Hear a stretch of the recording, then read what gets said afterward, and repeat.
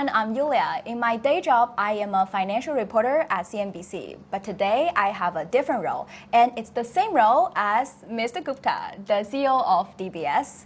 And today, we're all mentors for SMC. So here, hopefully, we can inspire and guide the next generation by walking and talking, right? So even though I am sitting right next to one of the top bank CEOs, we're not gonna talk about money, not directly, maybe indirectly, because we're gonna talk about how to build your career, how to be globally ready, and also some of the life wisdom from Mr. Gupta. So, Mr. Gupta, what about you kick things off and say hello to our audience? Hello, everybody. This morning's been just fabulous. First time I joined SMC on this walk and talk format, and it was brilliant being able to engage and talk to so many young people.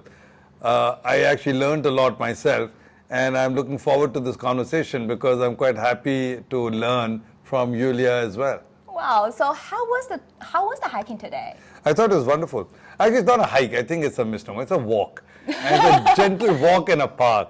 But the good thing is you pair off with a mentee, and you do 3 different mentees in the course of an hour and a bit.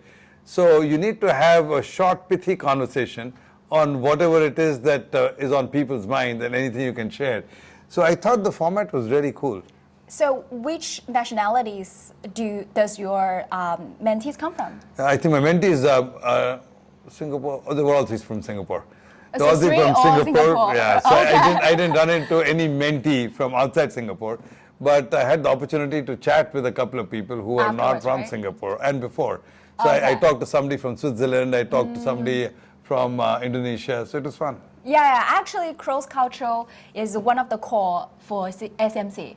And actually my question gonna touch on that. So today we have participants from 24 nationalities, and it's very interesting. Okay, so in this social setting, of course, we have the pairing session, so we force people into no matter which background you come from, you guys gonna talk for these 20 minutes work.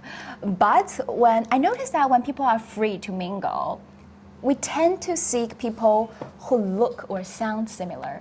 I do the same thing too. I feel like it's in our DNA, and it's really hard to change because it's easy to communicate, right? So what's your approach in this kind of social setting when you're meeting with different cultural background people, and what would you do?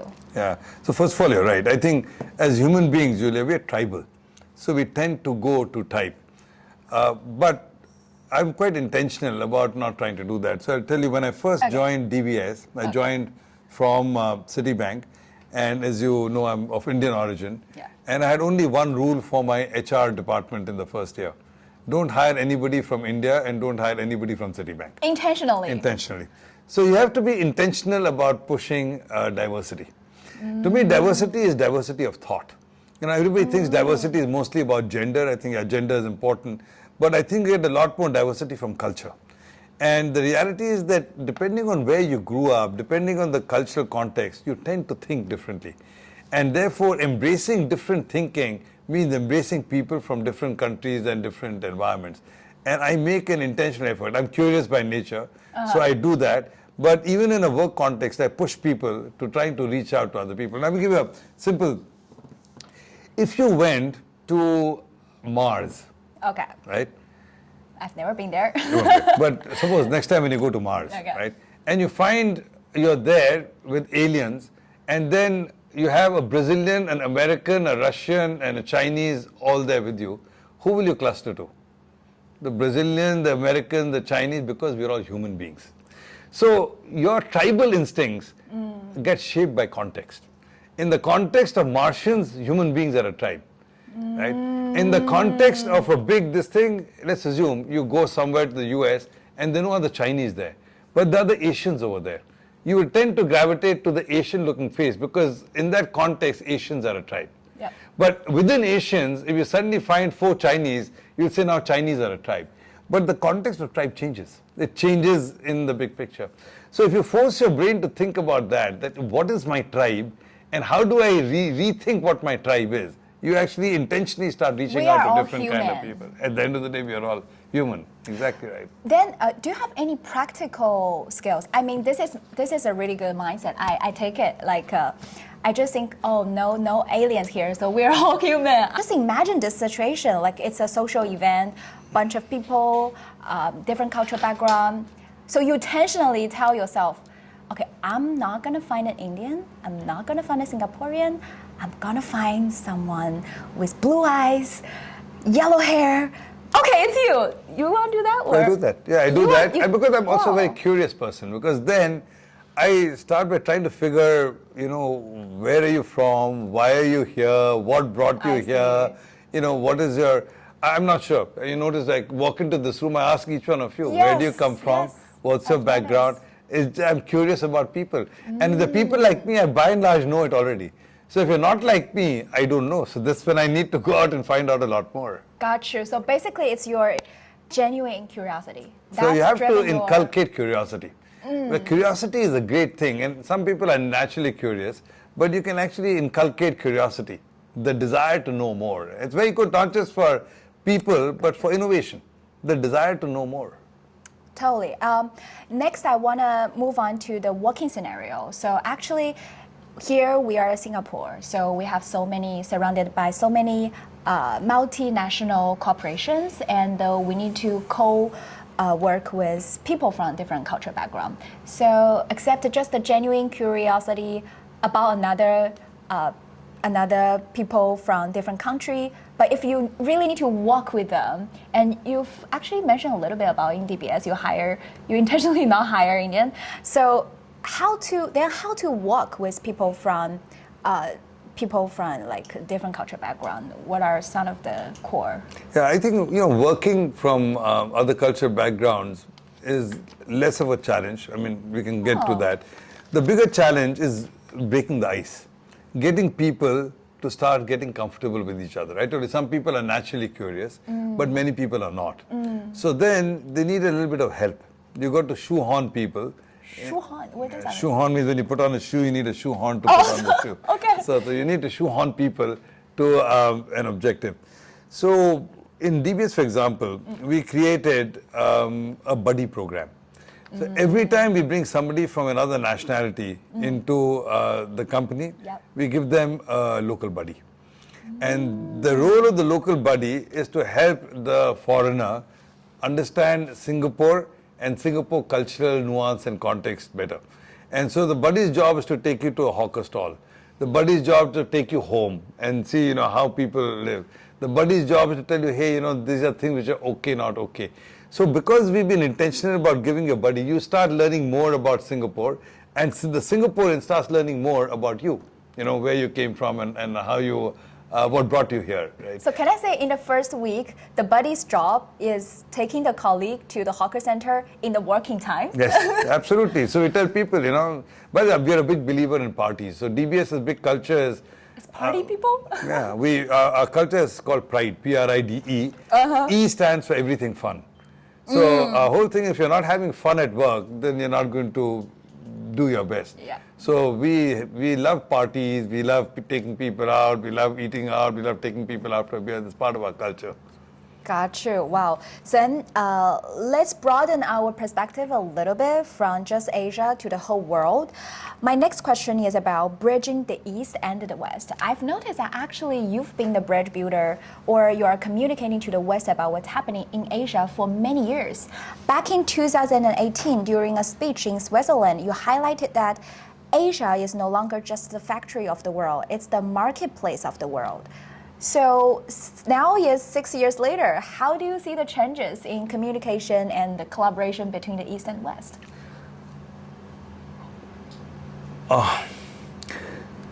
First of all, you got to recognize that there is a fundamental difference in the East and the West, and that's a difference between Western libertarian thought, the liberal school, which came from Adam Smith and Bacon and Rousseau, where it emphasized the primacy of the individual. Yeah, so individual rights are paramount.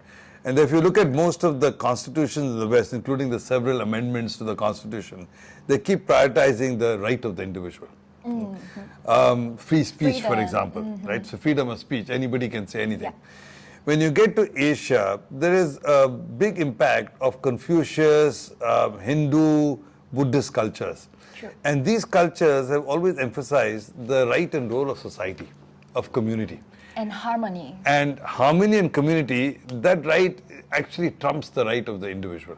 Yeah. So this is a profound difference in the way people grow up. You know, is community and society more relevant, or is the individual more relevant? In Asia, therefore, you'll find by law in many countries, freedom of speech does not mean you can say anything about anybody at any time. There are more constraints. And that's just a reflection of the cultures we grew up with. And so that, you know, you have to understand that. And you understand that, then you can start making sure you don't have cross-communication. But you can understand how people think and how people have grown up. Right? And then you got to calibrate what you're trying to communicate for the fundamental difference, the right of the individual versus the right of society and community. That tends to create a problem sometimes. But I do think that as you get to the next generation, you look at millennials or even Gen Zs, right? I think more and more people are coalescing to a more common kind of background and a common kind of culture. Because the catalysts and drivers of people are the same, the technology is the same, the platforms are the same. So I'm beginning to find that people are beginning to all get closer together in some ways. By right? tech. Because of technology makes a difference. Yeah. Then can you give me an example, like with that bear in mind, like the fundamental difference bear in mind, when you're communicating with the Western people, when you want to make a deal or something like that, what would you do? Well, I've also grown up in a culture which is English colonial culture. So my mindset is, you know, it's a mix of both. So if I do want to do a deal with somebody, it depends on the individual, right? So it doesn't depend on. So even within the West, there's some people who have figured they're very black and white. So I'll be a lot more fixated and thinking about the hard facts of the deal. But even within that, you'll find some people, and you'll find a lot more of them in Eastern culture, where you've got to deal with the emotions. Yeah, you've got to deal with the soft facts of the deal, right? So what are the soft pieces of the deal? But by and large, I think most deals work well when I'm negotiating, when you have to emphasize both. And so most balanced and good leaders actually get a good blend of the hard facts as well as the soft emotional considerations.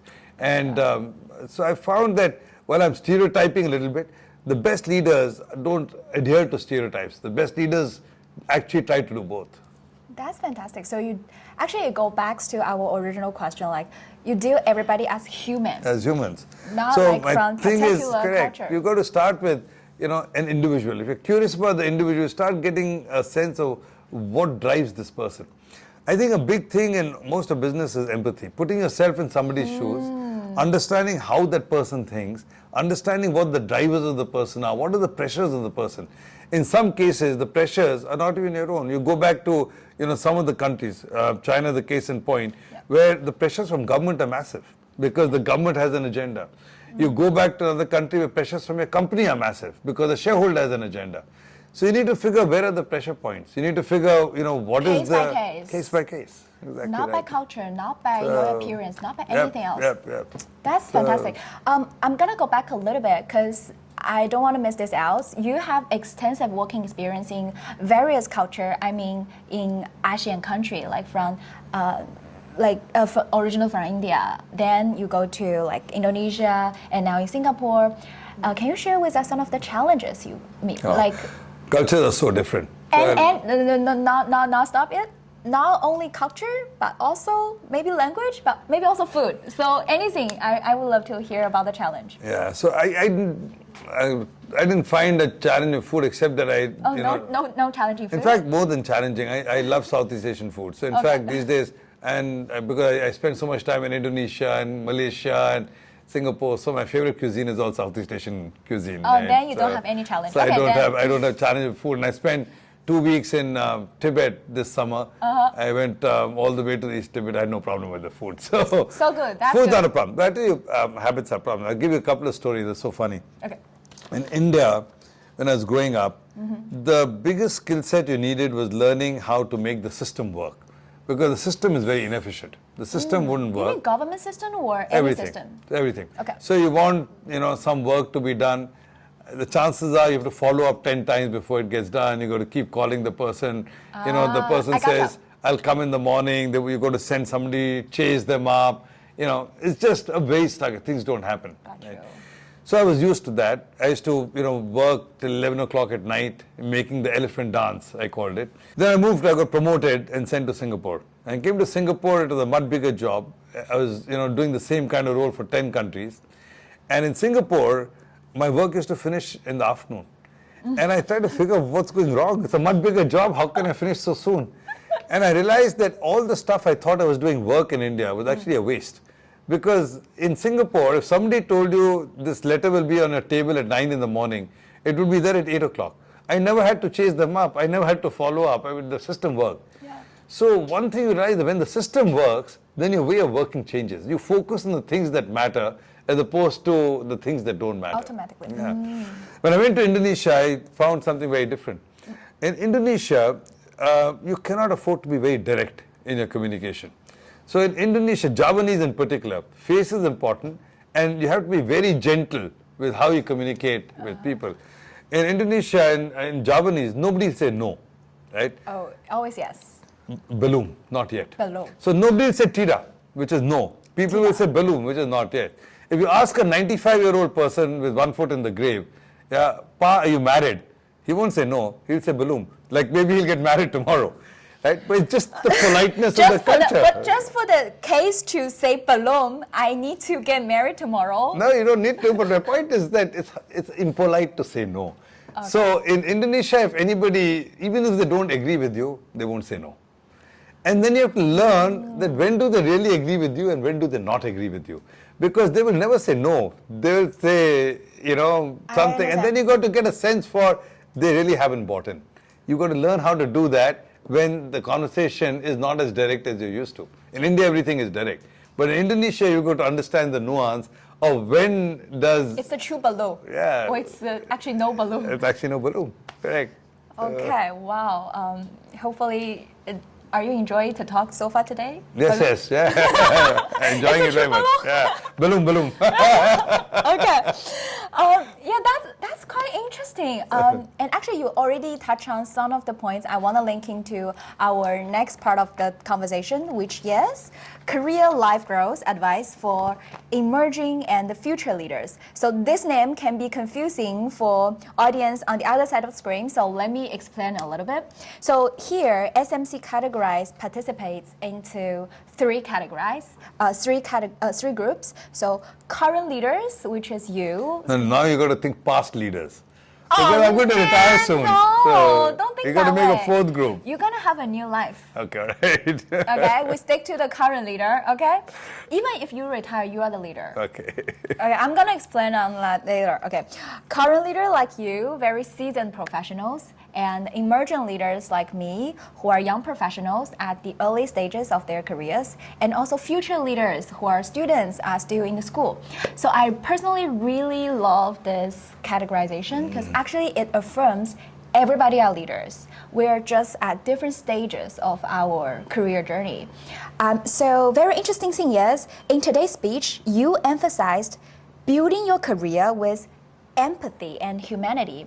That's rare because actually when we associate career success, we often with ambition, determination, like climb the ladder, higher, faster. But you choose the word empathy and humanity. Can you also explain a little bit to our video audience? Well, I mentioned it this morning that in my experience, nice people finish first. There's a popular saying, nice people finish last. I haven't found that to be true. Because at the end of the day, you work with people and through people. You have customers who have humanity and have got emotions. You have employees, your peers, bosses, everybody's a person. And people like to work with people they like. This is a truism, right? People like to engage with people who they relate More to. engaging. Who they relate to. And therefore, if you make it easy for people to like you, people will always give you an extra break, right? I've seen that this is always the case. So I start with the customer. So my whole attitude has been put yourself in the customer's shoes. And I tell all the people in my company that if you really want to learn how to empathize with the customer, always pretend the customer is your mother. And then you say, okay, if this was my mother, how would I deal with her? So I actually got a DBS Bank card. So I'm your mother. Yeah, absolutely. You're not my mother, but whoever gave you the bank card, hopefully dealt with you as they would have liked their mother to be dealt with. Wow. With compassion, with fairness, with honesty, with explanation. Because everybody loves the mother, and you want your mother to be treated well. So if you can treat everybody like you treat your mother, you'll get a huge degree of empathy. Now the interesting thing I found, Julia, is that the minute you start building this culture of empathizing with the customer, that spills over into how you work. So company cultures get created by that. And frankly, it is a learning for me, that by focusing on the culture, you shape the company culture. And so the sense of empathy is an evolution of that. But in the workplace, a colleague of mine used to say it, to be a good leader, you must love your people. And so this ability to love your people is very important. Now, love your people doesn't mean that you don't scold them. Love your people doesn't mean that you don't give them honest feedback. But love your people means you must have genuine consideration and concern for their well-being and their growth. So sometimes you have to tell your people hard truths because that's right for their well-being and their growth, right? But you do it with a sense of doing something for them, helping them prosper and helping them grow. And that makes a big difference. That's a really hard balance, sir. I mean, I actually encountered similar situation in my career. It's really hard to describe. So I don't know whether you have, do you have your MBTI at your hand? Like, do you know your MBTI type? I did it a long time ago, and by that, I'm not a big believer in MBTI. Okay, then right? So, I don't mention about that. Okay, just imagine your boss and... The reason I don't, because it goes back to earlier conversation. This is like thinking and feeling. Right? Thinking and feeling, MBTI. judging or perspective. Yeah, so I don't think that there's a stereotype. I think depending on the person and depending on the context, sometimes I use my right brain, sometimes I use my left brain. And sometimes I use a mix of both. So I think this idea that you're either a thinking person or a feeling person is a little bit overdone. I love you. Like you just break down the whole system of culture difference and the MBTI difference. You think we're all human. In the different contexts, we can be different. We are flexible. Okay, I love that one. I take that one. Okay, but I do think in reality, you're gonna have a boss maybe share a different personality from you. And the balance you're talking about, I really love to have the boss like you. You love me, and you will point out some of the spaces I need to improve. But you still, in a mindset like help me to grow. It's not like criticize you or demolish you or something like that. It's a really hard balance. How to do that as a leader? And well, you have to train yourself. When I was very young, I got taught this idea of a feedback sandwich. I spoke about it in the speech. And which is that if you want to give somebody a feedback, you've got to make sure that they have a mental frame where they're willing to accept the feedback. Right? Otherwise, we tend to be defensive. If somebody first meets you and say, hey, you're so stupid, your first reaction is defensive. You're not going to be, responsive. I'm gonna listen the rest of the word. Word. So you got to figure out. So the feedback sandwich says, first you put a slice of bread, which is positive. Then you give some constructive criticism, which is the beef, and then you give another slice of bread, which is positive. Now that forces you to think of two positive things. And this is my view. No matter how much you dislike a person, no matter how bad a person is, if you really think hard, you can find two positive things. Right? That the minute you say, okay, I can find two positive things, and I'm willing to acknowledge those positive things, it forces you to be balanced, but equally it makes the other person recognize that you're being balanced, that you're thinking. And that makes all the difference. So it's really a fine line to balance, but you have to do it. You have to do it. You can be intentional. And by the way, don't get me wrong. I don't want to exaggerate the point. I have a short temper. So when I lose my temper, I shout at people, and at that time I'm not balanced. Oh yeah. So I'm not balanced when that happens. But I think certainly in my context, people know my temper is short, it goes, it comes. But the longer term, people know that I'm also concerned. I will, make sure feedback. Yeah, but the temper doesn't come in my way of trying to continue to think about what's good for you, what's best for you, how do I help you grow, how do I help you succeed, right? So it's not that 100% of the time you'll always do that, but directionally, that's what you should be trying to do. That's amazing. And another overarching idea of career building, which is another lesson I learned from your speech, It actually comes from India classic, which is Gita. Not focus on outcome, focus on the work, focus on the process.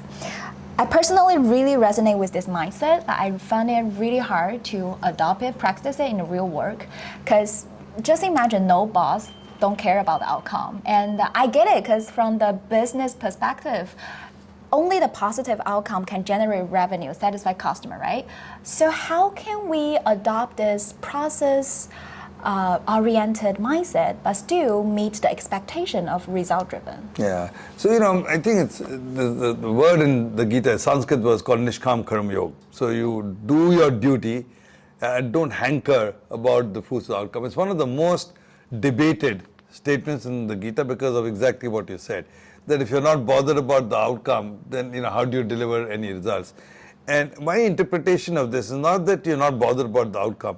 You don't make your agenda, purely driven by your personal purpose. So if I've got to do a piece of work, of course I've got to do the work hard. I've got to do as best as I can. Yeah. And if I didn't get the right outcome, I've got to go back and say, hey, I didn't get what I want. So I don't think that's the intent. The intent is really to say, if I say I'm doing all this because I want to be the top of the pyramid, that's the outcome which is not constructive. You need to do what you need to do in the context of, this is what I'm seeking to achieve, this is the benefit to whatever. And then the personal kind of outcomes or whatever, life will give you what life will give you. Don't hanker too much about that. So actually, it's step by step. It's not too far away from right now what you're doing. Actually, I don't even agree with that. I think you need to plan your career. So I think you need to be a thoughtful career. You need to say, what do you want to do? It's just that it's linked to intent. When you think about what is your intent, if you're hung up saying, oh, I really want to make a lot of money, I really want to only, be the big boss, right? Those outcomes you don't control and they can be deleterious. So what you need to focus on is, I'm not saying don't plan, I'm not saying don't try to achieve stuff, but really be focused saying, I will do as best as I can. And I will do with intent as best as I can. Right? And then some things you can't control. So don't think about the position, think about the work. Think about the work, right? Gotcha. Another thing I want to touch on is, actually I want to ask whether you had ever met a boss whose style was completely different from yours. But I'm thinking another way, you have been a boss for the long time, so maybe it's very rare for you to, but maybe think back in your 20s. No, of course. I've had bosses who are very different from me. There's, one of the bosses I didn't like very much, right? How do you deal with that? Yeah, but I mean, again, same thing. By the way, also, despite not liking the boss very much, you focus on what you can do. Back to this thing. You focus on what you need to do. You focus on doing the job well, and then you realize some things you won't be able to control. But even with that boss, I look back, I learned a couple of really good things from that boss. And so as I went through life, I said, you know what, no matter how bad the boss was, that was a good lesson that I learned. So one thing he told me, for example, is, he said, you can't drive always with the tight hand on the steering wheel. Oh. And his point was that if you're driving from here to Kuala Lumpur, right, you can't drive the steering wheel like this the whole time. You've got to sit back, you've got to relax. So sometimes when you come to a traffic light or crossing, you've got to take sharp control. Other times, you've got to sit back and relax. And his point was in leadership, that's also true. If you're always like this, you'll drive your people crazy. You'll be exhausted. And you'll drive your people crazy, right? So you've got to figure, sometimes you've got to give people room. You've got to give people slack, let things happen. And other times, you've got to take charge. Now, I didn't like the boss. He's, thought very differently from me. I thought he's a bit of a racist, actually. But after all that, I look back and say that was a good lesson I learned from him, right? But under that situation, because this is you looking back in hindsight, we always learn something from the bad situation. But if you are, just imagine you are the subordinate, how can we do? Because for the emerging and future leader. I told you, you've got to focus on the work. Still focus on the work. Focus on the work. I mean, sometimes you'll have extreme situations. In my situation, I was working with the international bank, they moved you around. I know it's a function of a couple of years. And you focus on the work and you do what you're going to do, things change. You're not going to be wedded forever. But there could be other situations where you're stuck with the boss for the longest period of time and you know it's not going to work, then you change your job, right? So, yeah, at the end of the day, you change it. Okay. Let's go back to your story. You had a long tenures at both Citi and DBS, 27 years and 15 years, respectively. And I really respect, because for many young leaders right now, or just young professionals right now, it's really hard to imagine one person can work at one company for decades. So how do you manage to do that? And what's your perspective for one person to work for one company for such a long year? Well, even when I was growing up, a lot of people thought it's impossible to work for one company for long periods of time. So you think it's a new phenomenon. It's not. Yes, even in correct. the 80s and 90s, most of my peer group have changed 6, 7, 8 jobs in their careers, right? Yeah. So it's not even a generational thing. So I think the real point is you choose the right companies. Because we choose companies that give you an opportunity to grow and an opportunity to progress, then you tend to stay. Where companies don't give you the opportunity to express yourself, to find growth and to find success, then you tend to move on, right? And so even in DBS today, we have the lowest turnover rates. And our young people we hire, they all tend to stay 8, 10, 12, 15 years, even your generation. And they stay because we move people around. We move people around rapidly. We give them tremendous internal mobility. We move them across countries. We move them across departments. We give them stretch jobs. We push people. So as long as people don't get bored, and as long as you're being stretched, and as long as you're being grown, you tend to stay if the employer is good. It's when you figure I'm at a dead end, there's nobody interested in my growth, nobody interested in pathways, then you start looking for the greener pasture. So for example, very early I created a program we called 2+2 and 3+3. So 2+2 says that if you've done your current job for 2 years, right, and you are encouraged to move anywhere else in the company, in fact, we also help you, but you're encouraged to go talk to everybody where we'd like, what you got to do. And then if you find something, your boss must release you in 2 months. So that's 2+2. The boss cannot say no. Cannot. Right? Cannot. So you have to, and that's just to signal that we encourage people to go. We've created a whole AI-driven internal tool, right, iGrow, where you put in what all you've done and your skill sets, and it throws you all the opportunities in the bank that match your skill sets and your interests through an AI engine. And then we encourage you to go and reach out to people saying, hey, where is the job here? Where is the job AI told there? me I'm suitable for your job. I'm suitable for your job. Exactly. So AI told me, and then we go and encourage people to move. So one of the KPIs I have every year is an internal mobility KPI. How many people did we move internally in the year? And if we don't move 30% of the people in the specific then we give ourselves a poor rating because we didn't move people around. That's one of the KPI. It's a KPI. It's a KPI for me. And therefore for my HR head and for my entire senior team, internal mobility is a KPI. I think that's very smart. So you keep the internal mobility high, then you keep the turnover low. Oh, so right? That's exactly right. And so the thing is, yes, you move people around, but if I didn't move you internally, you'd quit and go to another company anyway. So I might as well keep you internally in the company. Right. But how can you keep stable for one? Like, for example, you have the customer service, right? So one of the customer who always talk to one manager, and the manager told customer, oh, AI told me I should do another job and I need to say goodbye to you. But that will create not instability. So yeah, but this is what I say. You take normally call centers you're talking about.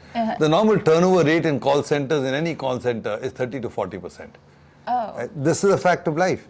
So whether you move the person or not, in 2.5 years the whole call center changes. Yep. So if that's the reality, then you might as well take the people and give them a chance to move internally, right? They'll learn something, they'll grow, and it's just you deal with that. So true.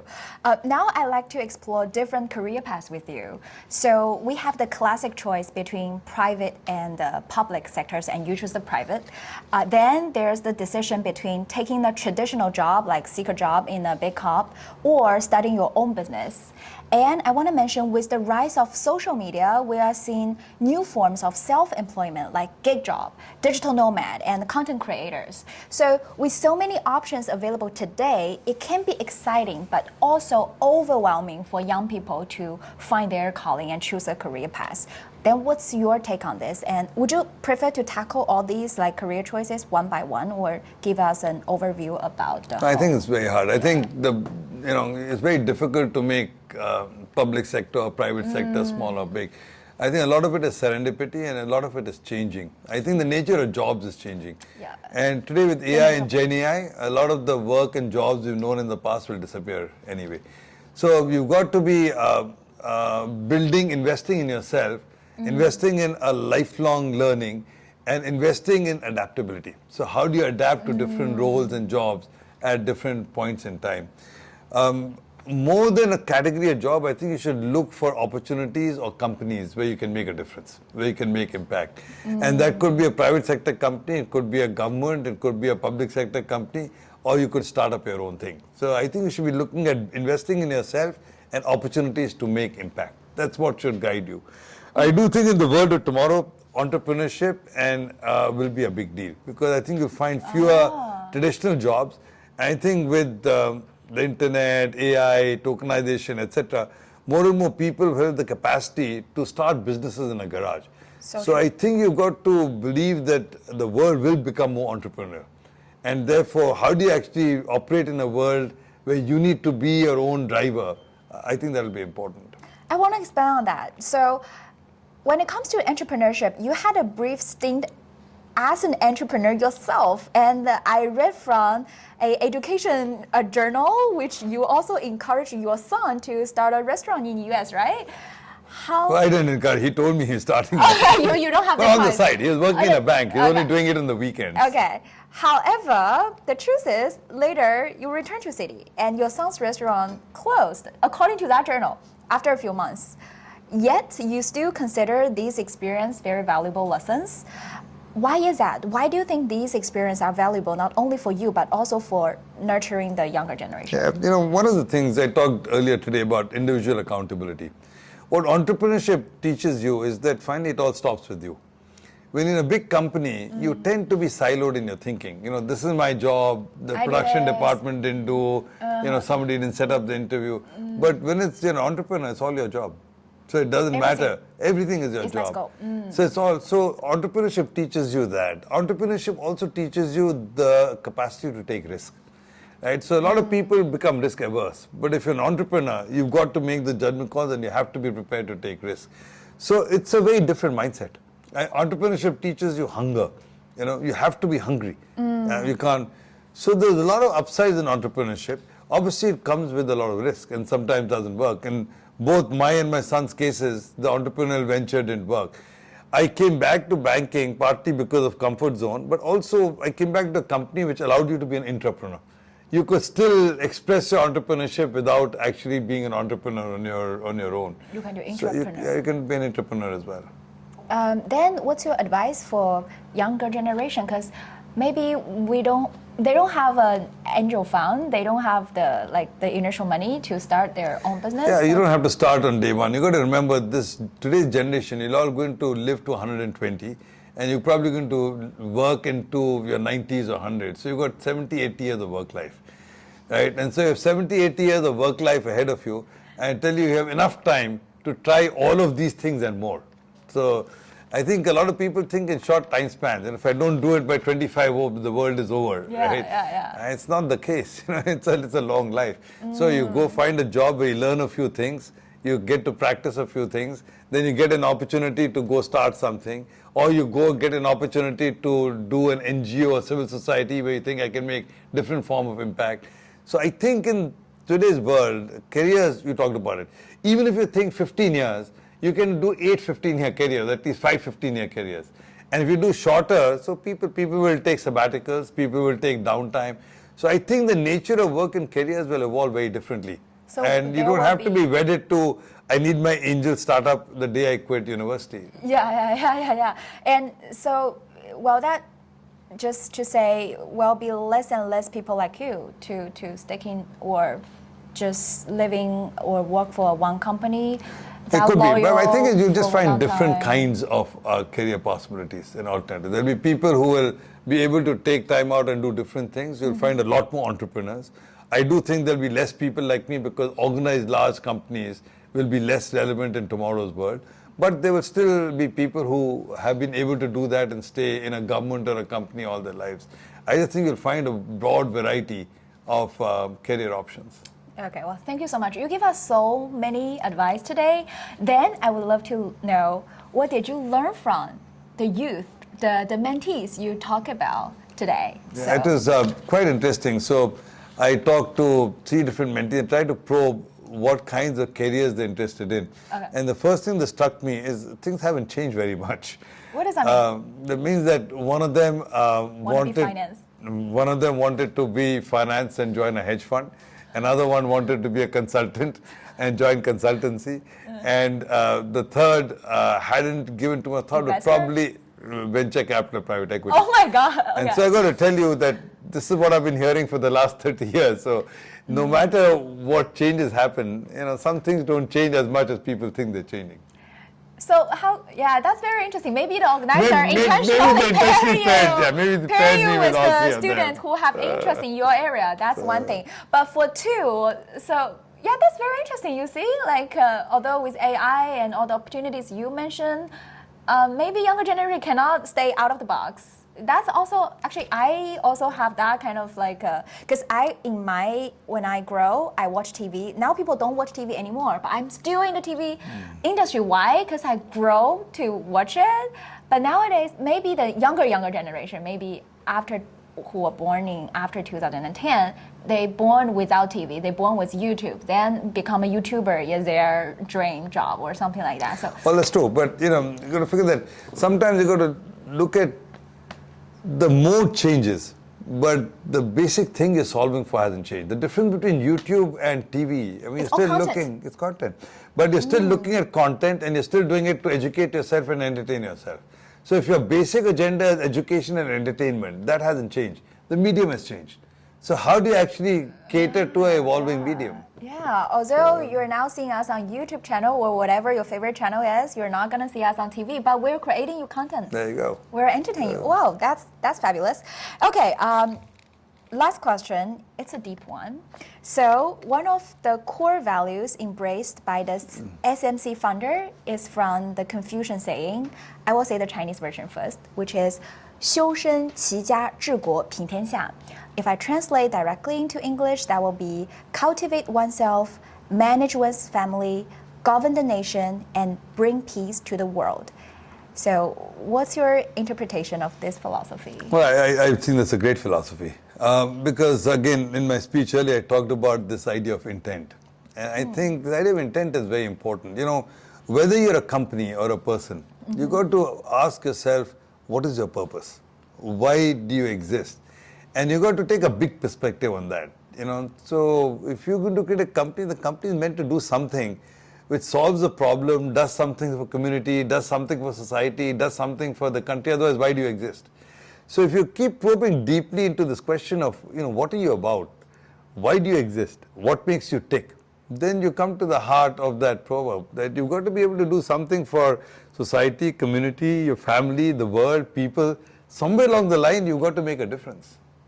Gotcha. And that always leads you in your career path, right? Well, I have to say, not always, but certainly in the last 25 years, that has helped me a lot.